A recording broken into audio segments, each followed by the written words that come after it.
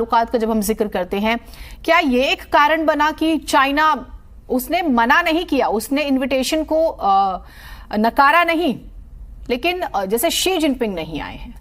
ऊपर से रशिया से अगर हम बात करें, स्पेशली पुतिन नहीं आते हैं, तो आप इसे किस तरह से देखते हैं? तो भी हमारी डिप्लोमेसी पे तो कोई फर्क नहीं पड़ने वाला। जी बिल्कुल, देखिए जैसे मैंने बताया था, भारत एक ऐसी शक्ति के रूप में उभरा है पिछले कुछ सालों में, जहां पे दोनों ही ब्लॉक, आज भी आप मानेंगे कि शीत युद्ध ओवर हो चुका है, लेकिन फिर भी एक दो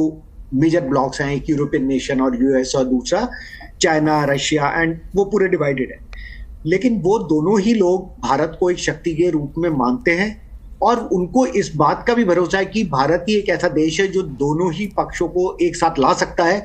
और एक समझौता, जो वो कहते हैं मानवता के लिए, पूरे विश्व के लिए, बिकॉज कभी भी युद्ध होता है तो तबाही बहुत होती है, दोनों तरफ से होती है। रशिया यूक्रेन युद्ध 1 साल से ज्यादा सा चल रहा है, तो तबाही दोनों तरफ से हो रही है, जन धन मन हर तरीके से तबाही हो रही है और लोगों में नुकसान हो रहा है। ये बात लोगों को पता है कि भारत ही है जो रशिया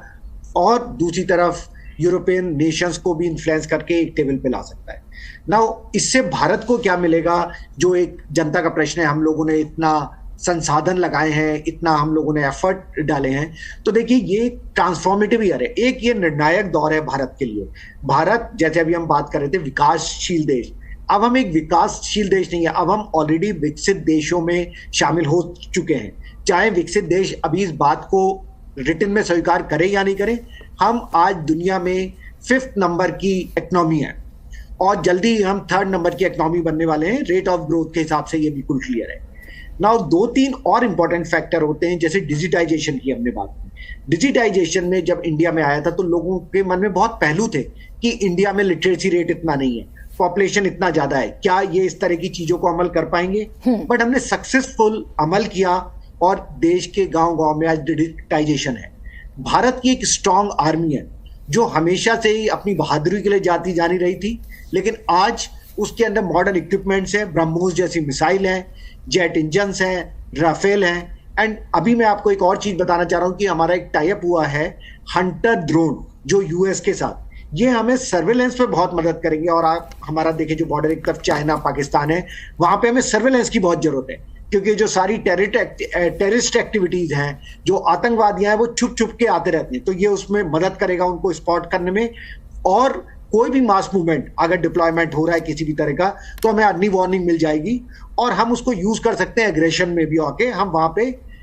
अपनी जो कैपेबिलिटीज है, डिफेंस कैपेबिलिटी, उसको और इनहांस कर सकते हैं। तो इन सब चीजों को मिला के कोई भी देश, अगर एक राष्ट्र, उसको एक शक्तिशाली राष्ट्र बनना है जो पूरे विश्व को दिशा दे सके, तो खाली आप ये नहीं कह सकते कि वो सैन्य रूप से बहुत मजबूत होगा, या आर्थिक रूप से मजबूत होगा, या केवल कूटनीतिक रूप से होगा। उसे हर पहलू में सामने आना होगा, और आई थिंक भारत ने हर मोर्चे पे, हर पहलू पे इसकी शुरुआत की थी कुछ साल पहले, और आज एक बहुत सुख है, और ये भारतीय नागरिकों के लिए एक बहुत अच्छा समय है, जब हम देख सकते हैं कि आर्थिक दृष्टि हो, या हमारी एक डिफेंस कैपेबिलिटी की बात हो, या एक कूटनीतिक हो, या इसके अलावा एक मानवता की बात करें कि जिसमें हम सबको साथ लेके आना चाहते हैं, जो हमने नारा दिया है वसुदेव कुटुंबकम। हम हर पहलू में एक आगे बढ़े हैं, और हर कंट्री ने हमको एक एक्सेप्ट किया एक नई शक्ति के रूप में। तो जो सबसे ज्यादा एज ए इंडियन, आज भी आप अब बाहर जाएंगे तो भारत एक शक्ति के रूप में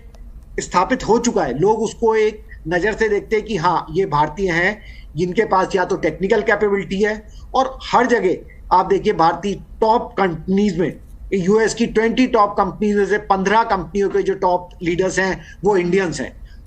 जितने भी लोग टेक्नोलॉजी के एडवांसमेंट हो रहे हैं, चाहे वो आप एआई ले लीजिए, डेटा साइंस ले लीजिए, उसके पीछे इंडियन है। तो आज विश्व में हमने अपनी पहचान स्थापित कर दी है एज ए विश्व गुरु, और जो पूरे राष्ट्र को, सारे राष्ट्रों को एक साथ जोड़ के पूरे विश्व को एक सही दिशा में ले जा सकता है, उन्नति की और सबके विकास की। तो भारत अपने आप को स्थापित कर चुका है, और एक और अधिक शक्ति के रूप में उभर के आएगा। इस पर मैं आपसे और बात